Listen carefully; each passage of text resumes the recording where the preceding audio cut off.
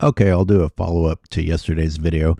I intentionally only did the last 5 minutes of the game just because the editing process is overwhelming doing the whole game, and we've seen what LeBron does night in and night out. I feel a little stupid demonstrating the same thing constantly, so I limited it to only 5 minutes. But after reading your comments, I thought, okay, let's look at these plays. And starting with this one, it's interesting on multiple levels. I was in the NBA app and flipping through their little short videos, and they've got this, and it says LeBron James with the one-touch dime to AD. I'm just thinking, no. You're going too far. You can't really think that was intentional. This is what someone not catching a ball looks like. Watch his hands on the follow through. They're coming together and they clap each other. That's someone trying to put their hands around a ball. If his intent was to continue that ball to Anthony Davis, then both his palms and his fingers would be pointing toward Anthony Davis in the direction he was supposedly guiding the ball. And you know how he likes to hype up his own passes and do some flair move at the end. Well, he looks genuinely surprised here. One arm comes up like he's just spinning around. His head's like, where the fuck did the ball go? If he meant to do that, he'd be doing some showboat shit instead. And this is where us old heads really lose it. This is when the threshold is crossed, because he's not going to be like, haha, that was funny. Boy, that turned out well. It was deliberate. It was deliberate. No, this guy is so insecure. Even at this age, even at this stage in his career, he will definitely be willing to play that off as intentional. If he hears someone say, wow, that was a nice dime, he's going to be like, yeah, it was. I make the right play every time. You know, people who truly believe that they're the GOAT, people who are truly secure in themselves, don't have any problem laughing off when circumstances fall in your favor, rather than trying to take credit for being lucky. It hits him in a flat palm, and he turns his head to see which way the ball went. That is not. There's no way that's some amazing Larry Bird, I barely touched the ball to send it another direction pass. That's my opinion. These things are hard to prove. So I was like, okay, the NBA app is giving him props for this fake assist. Did they officially credit him for an assist here? I go to the NBA advanced stats and look at his assists, and I don't see it. It's not in the videos that they include showing his assists. So my first thought is, well, wait a minute. That's kind of a contradiction, because it was the NBA who produced a video that said it was an assist, and I'm also looking at the NBA not including it as an assist. So as much as I might be tempted to at least say, hey, at least they didn't credit him with this, they simultaneously did credit him with it in a different way. Now, that was Rui Hachimura's pass that LeBron basically tried to deflect. So I look at Hachimura's assists, 0.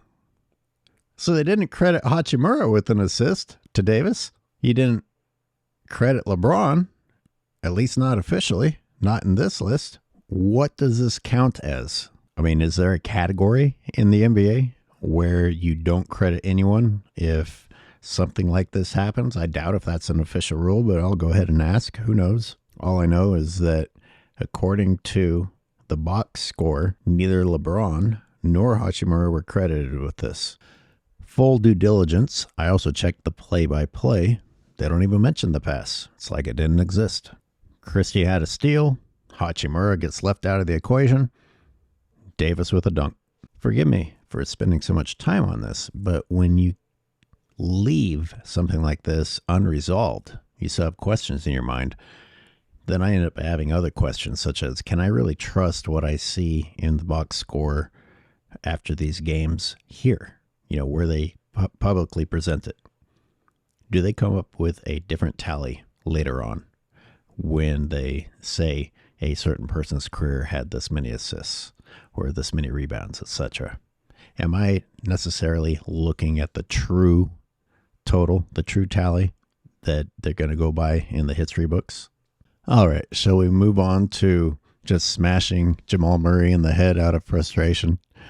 Look, instead of just declaring that this is what many of you said it was, a frustration move, just punishing him, I'll ask a question. Who is he passing to?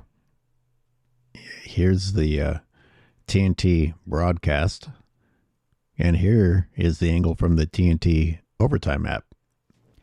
I guess he's got a cutter at the baseline, but maybe you want to do a bounce pass to get it past the 3 white jerseys in between you and him?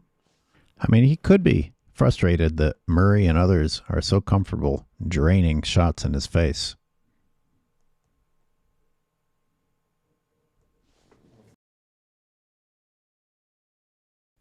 I don't know what he's complaining about here, and frankly, I get tired of asking. All I know is that he's usually doing this. And he does it so long, and he's so in the refs' faces. I end up getting mad at the refs for not teeing him up, rather than just being mad at LeBron for his antics. But you look at his arms, you look at his hands, and this theme has been coming up more and more. I used to mention it only just in passing, but now I'm wondering, is this actual muscle memory? His arms and hands moving into this position, because it happens at weird times. I never heard anyone officially say that this was called a kickball, but that has to be what it was. You know, the TNT overtime app, I couldn't hear it, obviously, but in the TNT broadcast, they never said, I never heard anyone explain it, but obviously the broadcasters assumed it was a kickball. I don't know what else could be called here. But my takeaway is that the announcers are discussing amongst themselves what part of the body LeBron hit the ball with. I thought it was off his shin more than his foot. Especially, I guess it ricocheted maybe off his shin onto his foot. Yeah, right off the knee. Yeah, that's not off the foot. They're like, oh, he hit it with his knee, not his foot. That doesn't matter. How the fuck do you guys not know the rules? A kickball is about an intentional act of using any part of your leg to disrupt the motion of the ball. It doesn't matter if he does it with his thigh, his knee, his shin, or his foot. If you move, you can't try to deflect a pass in that manner. So now that we've established that even the people who are supposed to be guiding the audience at home about how the game is played don't know how the game is played. Really sad, considering one of them is a Hall of Famer. From this angle, I really don't think it looked intentional. From the TNT overtime app angle, it kind of looks intentional. It's not the end of the world because the team that had the ball just gets the ball back out of bounds. You know, it's not like you get a tech and free throws and change possession of the ball or anything crazy like that. But what did happen, and always happens, is LeBron James just going fucking crazy at the official over it. Where's the warning? You know, even if you LeBron fans or defenders of LeBron don't think that an act like this by itself warrants a tee, where's the warning that says, hey, we're getting tired of you doing this every fucking play, and eventually we're going to have to tee you up? Nope. All right, now a recurring theme and a favorite here on the Angry Old Hoops channel: help defense minus the help.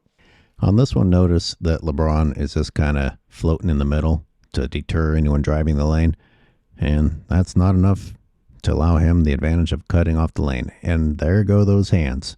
He just can't keep them down. Followed, of course, by the positive energy walk-off. If you thought that was bad, you have not been paying attention the last few weeks. Yeah, that really happened. You cannot get better seats to the game than right there.